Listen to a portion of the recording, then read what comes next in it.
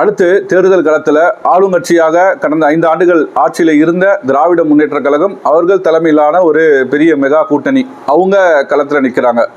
திராவிட முன்னேற்ற கழகத்தை பொறுத்த வரைக்கும் கடந்த 5 ஆண்டு கால ஆட்சிக்கு பிறகு இப்போ மீண்டும் களத்தில் வருகின்ற நேரத்தில் அவர்கள் 5 ஆண்டுகளுடைய ஆட்சி காலத்தில் நடந்த கொடூரம் எதிர்க்கட்சிகளால் முன்வைக்கப்பட்டிருக்கணும்.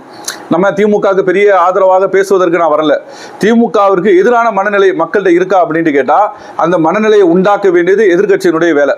இப்போ கிட்டத்தட்ட ஒரு 20-30 நாட்களாக தேர்தல் பிரச்சார களம் ரொம்ப தீவிரமாக நம்ம பார்த்து கொண்டு இருக்கிறோம். எதிர்க்கட்சியுடைய எல்லா பிரச்சாரங்களையும் நீங்கள் பார்த்திருப்பீங்க. அது இபிஎஸ்ஆ இருக்கட்டும், இல்லை பாஜகவை சேர்ந்தவர்களாக இருக்கட்டும், இல்லை பாட்டாளி மக்கள் கட்சி சேர்ந்தவர்களாக இருக்கட்டும், இப்படி அந்த எதிரணியில் இருக்கக்கூடிய கட்சிகள் எல்லாம், இல்லை இந்த விஜய் சீமானுடைய ஆட்கள் எல்லாம் சேர்த்துக்கிறங்க.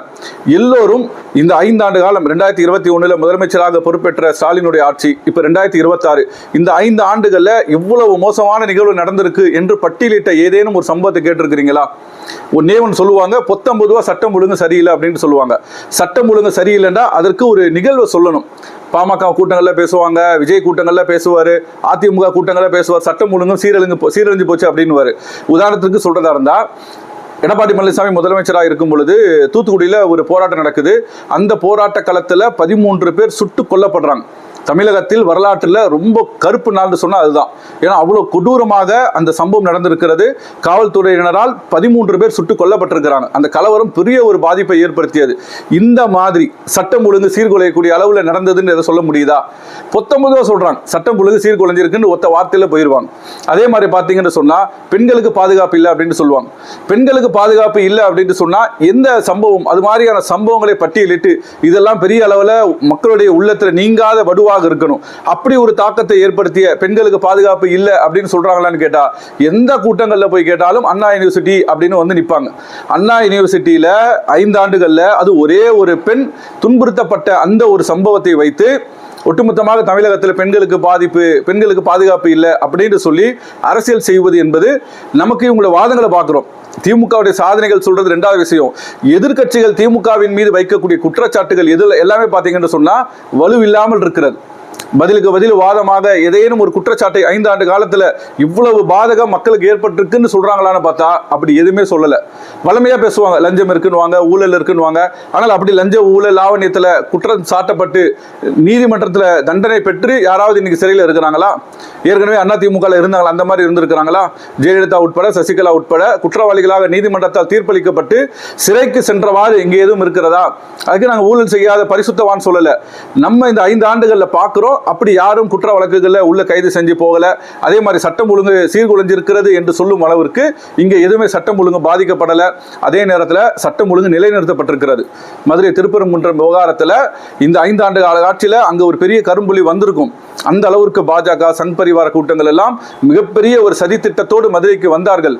ஆனால் உண்மையில் அந்த மு க ஸ்டாலின் தலைமையிலான திமுக அரசு ரொம்ப ரொம்ப நேர்த்தியாக அந்த விஷயத்தை கையாண்டாங்க. கடுமையான முறையில் காவல்துறையை கொண்டு, நீதிபதி ஒரு பக்கமாக இருக்கிறாங்க, மத்திய அரசனுடைய துணை ராணுவப்படை நிற்கிறது, இவர்கள் கலவர கும்பல் ஒரு பக்கம் நிற்கிறாங்க.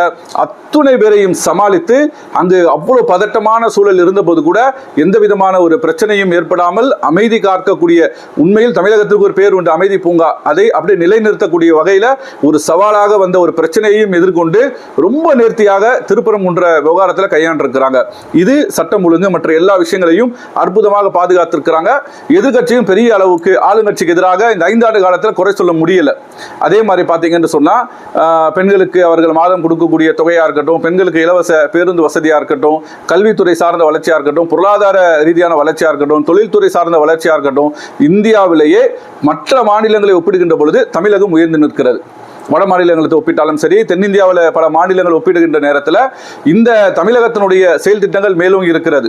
பல மாநிலங்கள் தமிழ்நாட்டில் செயல்படுத்திய செயல் திட்டங்களைத்தான் இன்றைக்கு அவர்களும் முன்மாதிரியாக எடுக்கக்கூடிய அளவில் ஒரு மாற்றத்தை இந்த 5 ஆண்டு காலத்தில் கொடுத்திருக்கிறாங்க.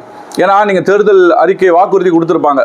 அதிமுக கொடுத்த வாக்குறுதி பார்த்தீங்கன்னா, திமுக கொடுத்த 1000 ரூபாய் நாங்கள் 2000 ரூபாய் தருவோம், விஜய் பார்த்தீங்கன்னா 2500 ரூபாயை தருவோம். இப்படி ஒவ்வொருத்தரும் திமுக அரசு கடந்த 5 ஆண்டுகளில் செயல்படுத்திய திட்டங்களை விரிவாக்கம் செய்து தருகிறோம் என்ற அளவிற்குத்தான் அவர்கள் மேலும் அந்த செயல்பாடுகளை எல்லாம் அங்கீகரித்தது போன்று இருக்கிறது. அதனால சட்ட ஒழுங்கு பிரச்சனை பெரிய அளவில் இல்லை, மத கலவரங்கள் இல்லை, சாதி கலவரங்கள் இல்லை. அதே மாதிரி பார்த்தீங்கன்னா அமைதியாக தமிழகம் இருக்கிறது, நல்ல ஒரு வளர்ச்சி பாதையில் சென்று கொண்டிருக்கிறது. மக்களுக்கு அவர்களுக்கு தேவையான பொருளாதார வாழ்வாதார உதவி ஒவ்வொரு மாதமும் பெண்களுக்கு கிடைக்கிறது. கல்வி ரீதியான முன்னேற்றத்தை தமிழகம் கண்டிருக்கிறது. இப்படி பார்க்கின்ற பொழுது உண்மையில் நாம் மீண்டும் வாக்களிப்பதற்கு திராவிட முன்னேற்ற கழகமும் அதன் தலைமையிலான அந்த கூட்டணி கட்சிகளுக்கும் ரொம்ப வாக்களிப்பதற்கு தகுதியானது. அதனால் நம்முடைய வாக்குகளை வீணடித்து விடாமல் வெற்றி பெறுவதற்கும் அதிக வாய்ப்பு உள்ள, மக்களுக்கும் நல்லாட்சியை மற்ற கட்சிகளை விட, மற்ற மாநிலங்களை விட சிறந்த முறையில் இந்த மாநிலத்தையும், மற்ற கட்சிகளை விட இந்த ஆளக்கூடிய 5 ஆண்டு கால ஆட்சி சிறப்பாக இருக்கும் என்ற அடிப்படையில் நம்முடைய வாக்குகளை வீணடித்து விடாமல் திமுகவிற்கும் அதன் தலைமையில் இருக்கக்கூடிய கூட்டணி கட்சிகளுக்கும் வாக்களித்து பெருவாரியான வாக்கு வித்தியாசத்தில் வெற்றி பெற செய்வோம். இதுதான் பொதுப்படையாக மற்ற எல்லா அரசியல் கட்சிகளை வைத்து பார்க்கின்ற பொழுது இதுதான் சிறந்ததாக நமக்கு தெரிகிறது. உங்களுக்கு எது மனசுக்கு சரி என்று படுகிறதோ அதை செய்யுங்கள். ஆனால் அதை செய்வதற்கு முன்பாக நன்கு யோசித்து எல்லோரும் வைக்கக்கூடிய வாதங்களை பார்த்து சீர்தூக்கி பார்த்து நீங்கள் வாக்களியுங்கள். அப்படி வாக்களிக்கக்கூடிய ஒவ்வொரு வாக்காளர்களும் கண்டிப்பாக தன்னுடைய வாக்குகளை திமுகவின் பக்கம் தான் செலுத்துவார்கள்.